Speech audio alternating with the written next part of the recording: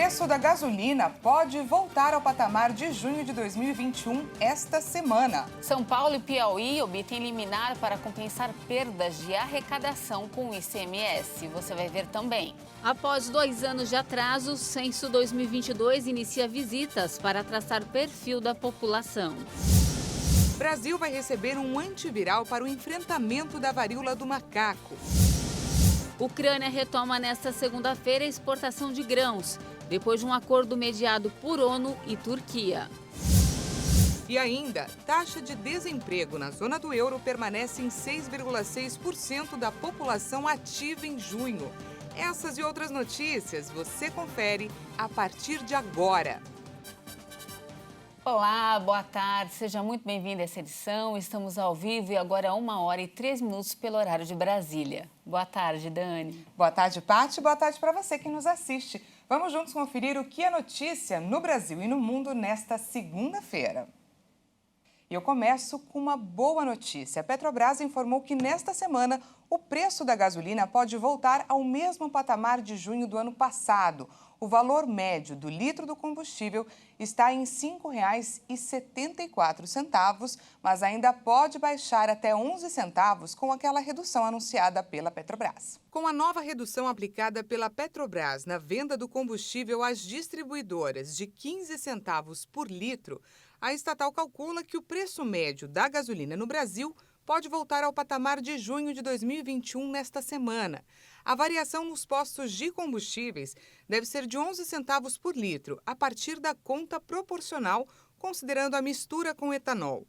No levantamento feito pela Agência Nacional do Petróleo, divulgado na última sexta-feira, o valor médio do litro do combustível estava em R$ 5,74. Com o desconto, o valor poderá chegar até R$ 5,63. Em junho do ano passado, a média mensal do litro da gasolina comum era de R$ 5,68. A queda é consequência da isenção de impostos e de reduções da Petrobras. Essa foi a segunda redução da estatal em menos de um mês. A primeira foi de 4,93% e depois para 13,88%. Um dos fatores que contribuiu para a escalada dos preços nos últimos meses foi a guerra na Ucrânia, que pressionou o preço do barril do petróleo no mercado internacional. E ainda falando de economia, os estados de São Paulo e Piauí conseguiram na Justiça uma liminar para compensar perdas na arrecadação com o ICMS.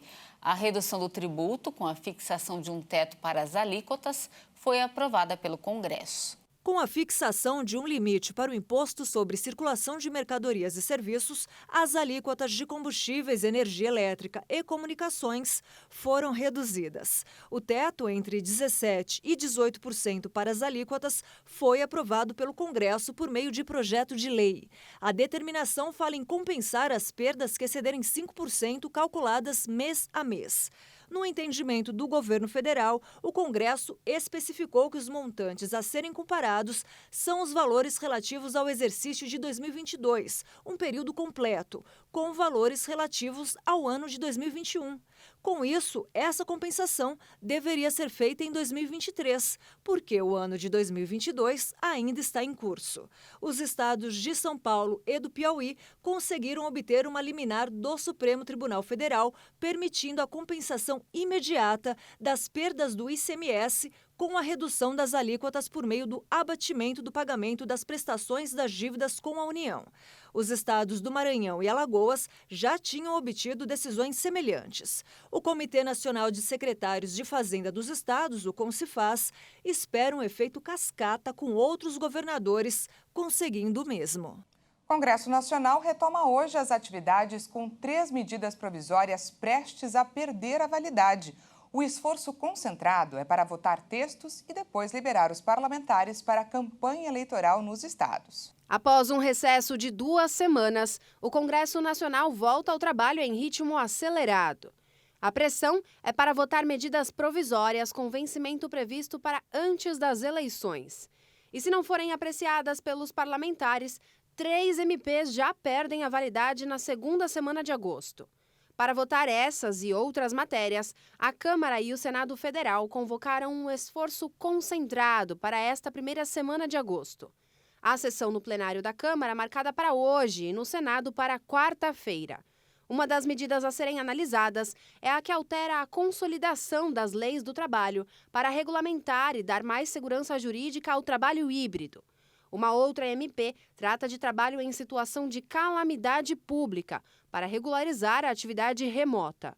O texto autoriza a adoção de regras e permite empresas acortarem ou suspenderem temporariamente jornadas e salários dos trabalhadores.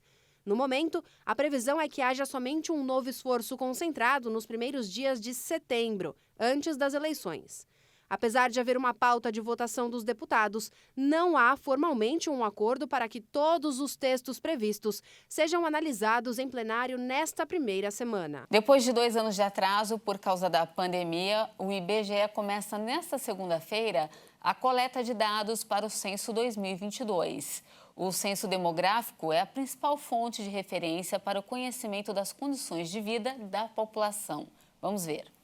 Mais de 5.600 cidades do país, incluindo aldeias indígenas e quilombolas, deverão ser atendidas pelo censo. Segundo o Instituto Brasileiro de Geografia e Estatística, além de saber o tamanho da população, o censo deve mostrar ainda todos os dados detalhados sobre as características socioeconômicas dos brasileiros, como renda, escolaridade e saneamento. Para realizar a entrevista, os recenseadores deverão entrar em contato com todos os domicílios da sua área de trabalho. Existe ainda a possibilidade de o agente realizar a entrevista em dias e horários alternativos, inclusive à noite e aos finais de semana. Ao receber a visita do recenseador do IBGE, é preciso ficar atento. Todos deverão estar identificados com boné, colete e crachá. Dentro do crachá, haverá um QR Code que pode ser lido pelo celular. Com isso, é possível confirmar o nome e a foto do recenseador e verificar se ele pertence ao quadro de servidores do Instituto. A coleta de dados deve ocorrer até o início de novembro. Os primeiros resultados estão previstos para serem divulgados ainda no final deste ano. Outras análises e cruzamentos de dados serão divulgados ao longo de 2023 e 2024.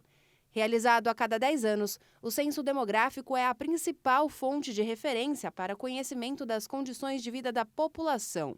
Em 2020, o censo foi adiado por causa da pandemia de Covid-19. A procura por restaurantes populares nas 3 maiores capitais do Brasil aumentou. A explicação para a alta pode estar no preço dos alimentos, que acumulam sucessivos reajustes. Com maiores valores cobrados pelos pratos prontos, a procura por refeições nos restaurantes comunitários mantidos pelo poder público tem aumentado cada vez mais neste ano. Um levantamento da Secretaria de Desenvolvimento Social mostrou que em São Paulo, no Rio de Janeiro e em Brasília, cresceu a procura por café da manhã, almoço ou jantar a preço popular.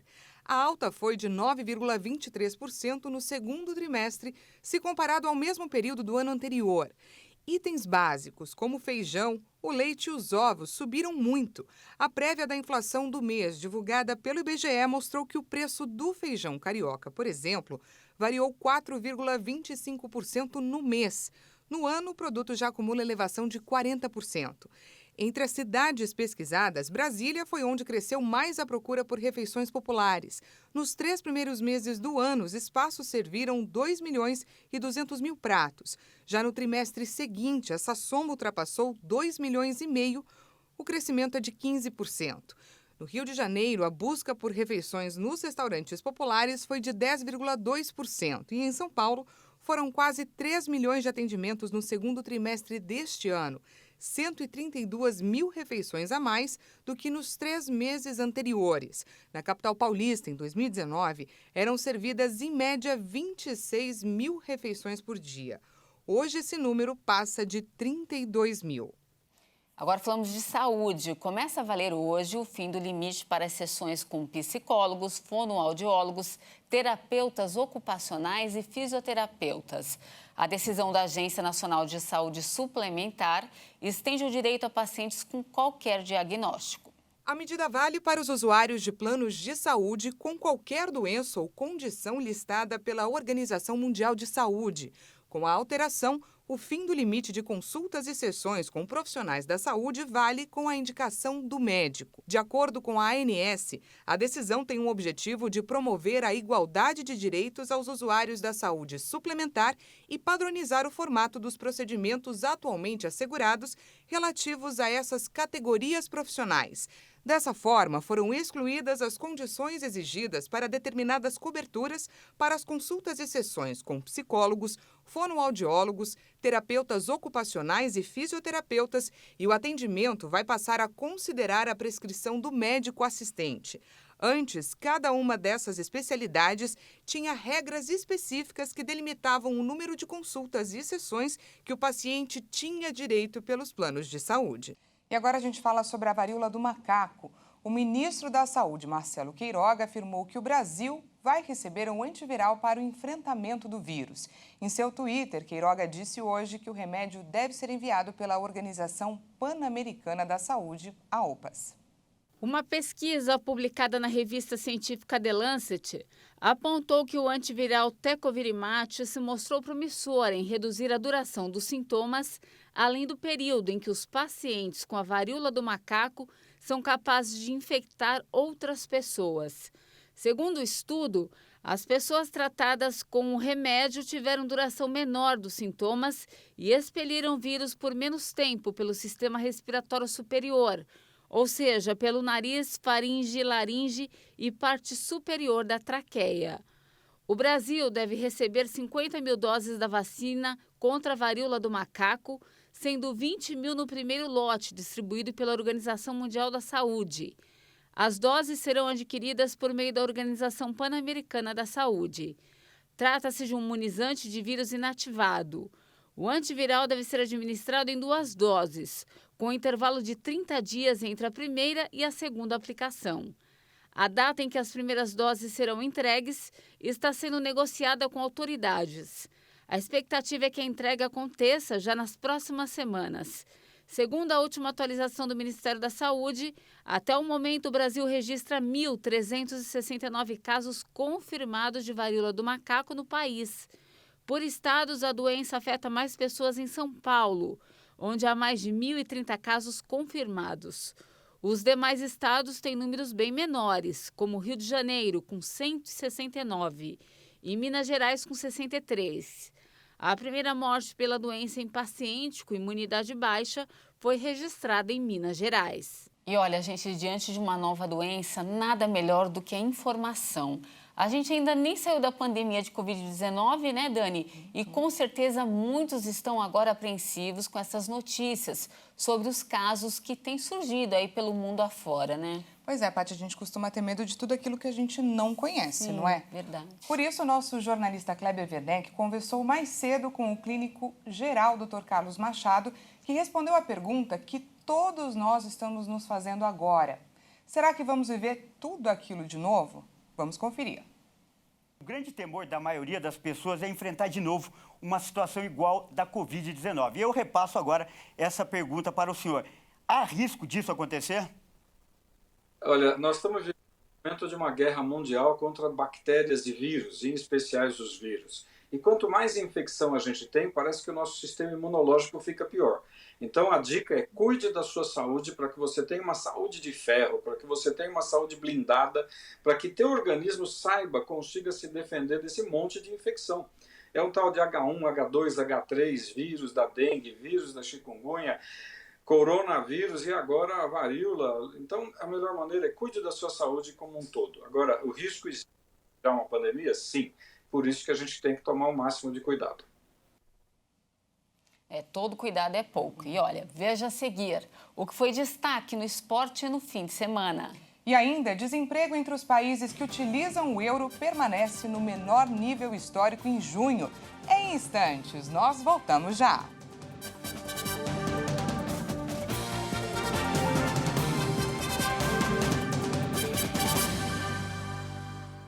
Seja bem-vindo mais uma vez. Agora, 1h18 pelo horário de Brasília. E como hoje é segunda-feira, Paty, hoje é dia de falar de esporte, não é? Isso mesmo, Dani. Quem traz as informações da 20ª rodada do Campeonato Brasileiro é o nosso comentarista Leonardo Félix. Boa tarde, Leonardo. Boa tarde, Patrícia. Boa tarde, Daniela. E seja bem-vinda de volta, Patrícia. Sempre bom aqui estar toda hora aqui com vocês. E neste fim de semana, como a Patrícia já antecipou, tivemos a 20ª rodada do Brasileirão, a primeira do retorno. E vou destacar alguns jogos para vocês. No sábado, o Palmeiras largou bem nesse segundo turno e venceu fora de casa o Ceará por 2-1. Quem se destacou mais uma vez foi o Gustavo Scarpa com mais 2 assistências, né? O Alviverde segue na liderança com 42 pontos. O Dudu abriu o placar para o Palmeiras e o atacante argentino Lopes marcou seu primeiro gol pelo Verdão. O Mendonça fez de pênalti para o Vozão. E aqui em São Paulo, na Neoquímica Arena, o Corinthians passou pelo Botafogo por 1-0, placar magrinho, né? E quem marcou esse gol foi o Gustavo Mosquito. Aliás, foi um belíssimo gol.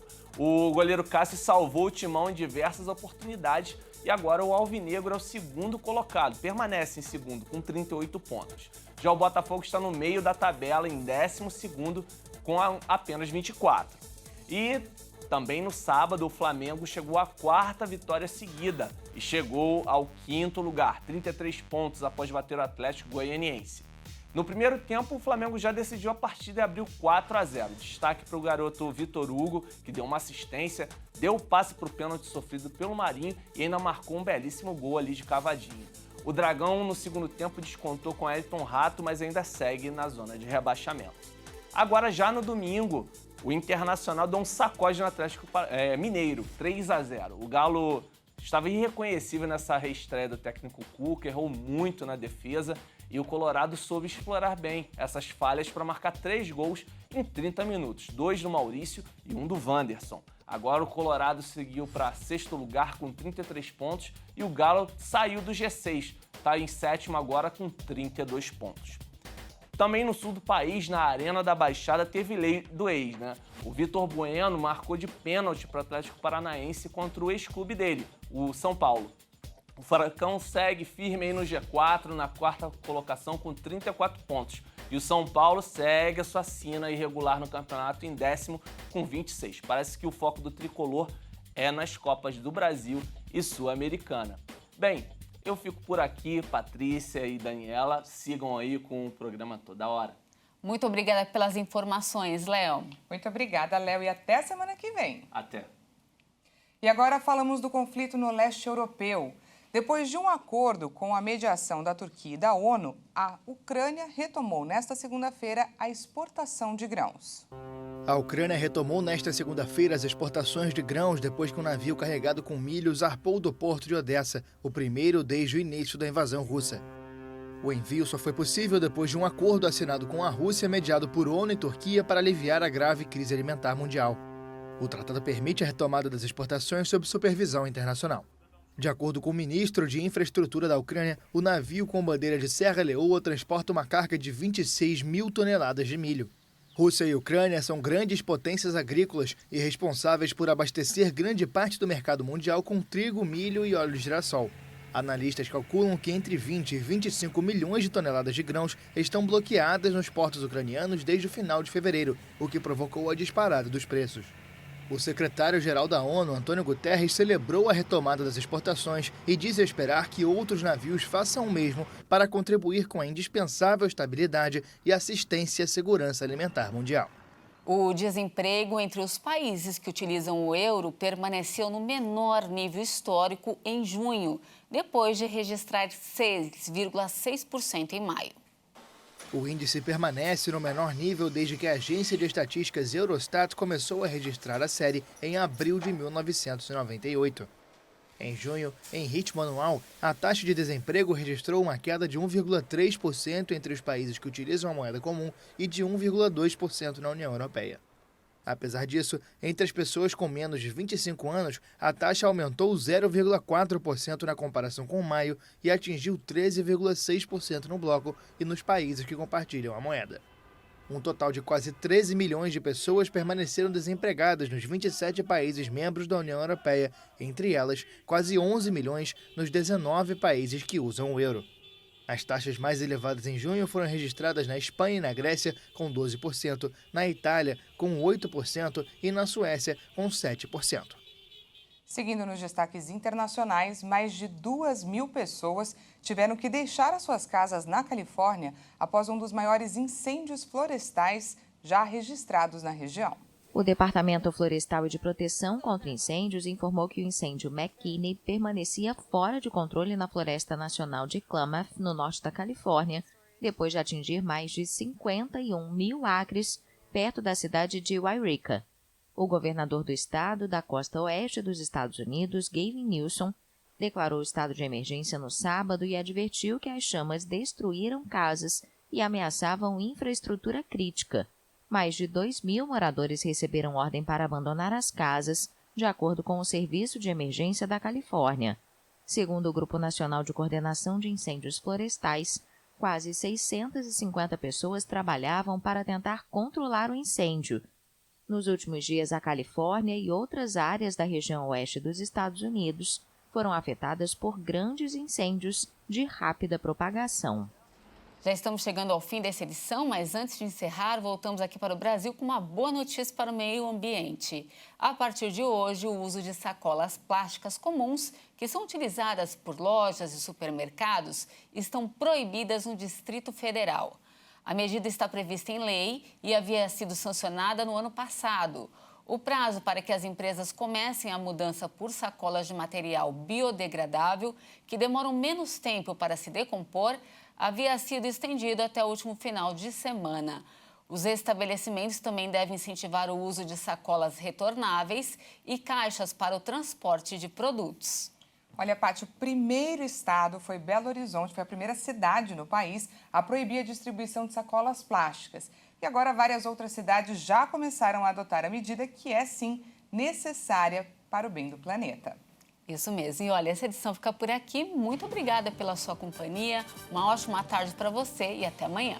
Não se esqueça que daqui a pouquinho, às 13h50, Kleber Werneck chega com mais informações. Uma ótima tarde para você e até amanhã.